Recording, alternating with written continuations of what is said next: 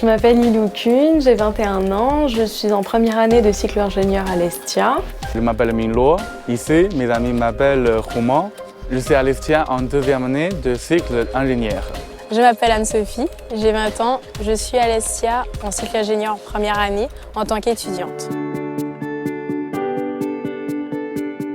J'habite à 5 km de l'Estia et l'Estia nous fournit le vélo électrique. C'est écologique et c'est de la mobilité douce, donc c'est très important pour moi. C'est la première fois pour moi pour participer à la 24 heures innovation. Et c'est très intéressant parce que je peux faire les connaissances avec les élèves différents et je peux faire les connaissances avec les entreprises. On va développer un projet entre 24 heures, donc c'est cool. Je voulais travailler dans une entreprise qui est à échelle humaine et qui lutte contre le réchauffement climatique parce que c'est une cause qui m'est chère et je voudrais apporter mes compétences d'ingénieur pour cette cause. C'est une petite entreprise qui crée des bacs auto-fertiles, donc c'est des bacs de mini potagers pour la maison.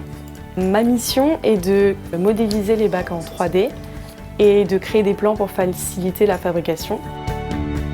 J'ai participé aux 24 heures de l'innovation avec une équipe de 7 personnes où on a travaillé sur l'ouverture d'une poubelle de compost. Je me loge à Biarritz, à côté du Bidart. Venant de la Guadeloupe, j'apprécie énormément consommer local. C'est pourquoi le samedi ou le dimanche, je me retrouve au marché pour acheter local et discuter avec les producteurs si possible. Merci.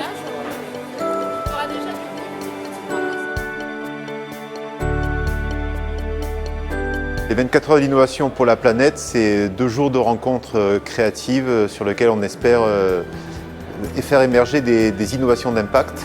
Ces innovations d'impact, elles vont être le fruit d'une rencontre entre des étudiants d'un côté qui arrivent d'écoles différentes, de France et de l'étranger, et des entreprises qui nous ont proposé des projets, des sujets, des thématiques, des problématiques en lien avec la transition socio-écologique.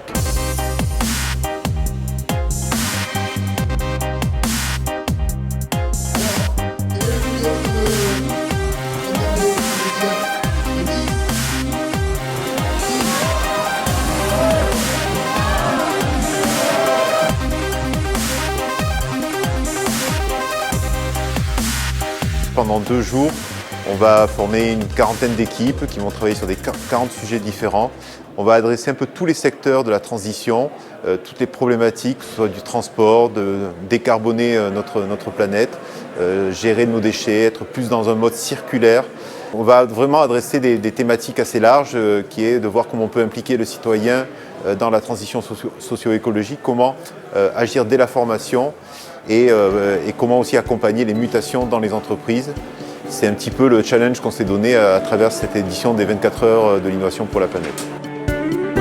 J'ai participé aux 24 heures de l'innovation et avec mon équipe, nous avons eu pour projet de trouver la substitution du masquage des pièces aéronautiques de l'entreprise SPI Aero afin d'arrêter la surconsommation de papier, ce qui est assez bien du coup pour l'environnement. Je trouve vraiment l'expérience très boostante, c'est un peu le thème aujourd'hui, c'est très dynamique, les jeunes sont à fond, ils vont se donner pendant 24 heures. C'est pour nous vraiment pour toucher les jeunes, leur dire que l'industrie se développe, qu'elle est aussi sensible à toutes les problématiques écologiques, que nos outils se modernisent.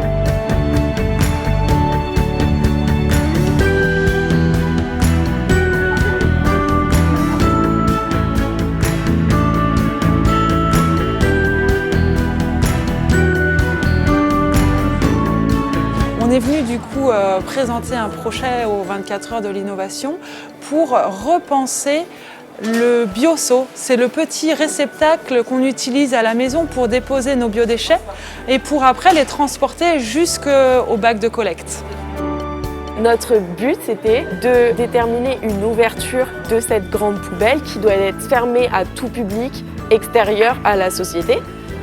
Et sans que l'utilisateur ait à utiliser ses mains car il est déjà encombré par le petit seau qu'il doit utiliser pour verser ses déchets.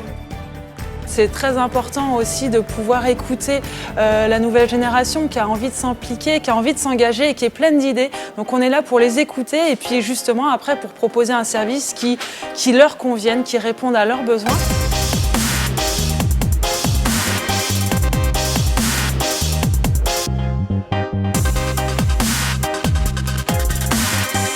Il n'y a pas que le travail, on ne travaille pas non-stop, on peut, mais il n'y a pas que ça, c'est-à-dire qu'il y a des associations qui viennent divertir les étudiants.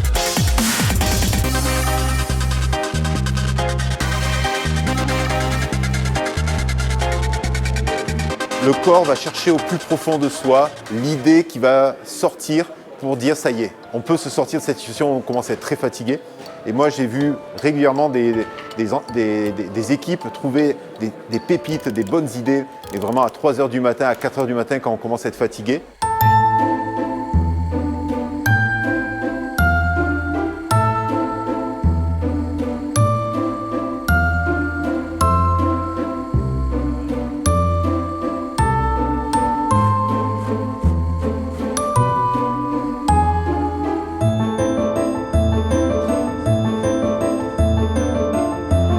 Le lendemain, finalement, ils ont très peu dormi, ils n'ont pas de recul, mais on va essayer de les mettre dans une bonne situation pour ne pas stresser et monter sur scène et être capable de pitcher en 3 minutes, où l'exercice est redoutable quand on ne s'est pas entraîné.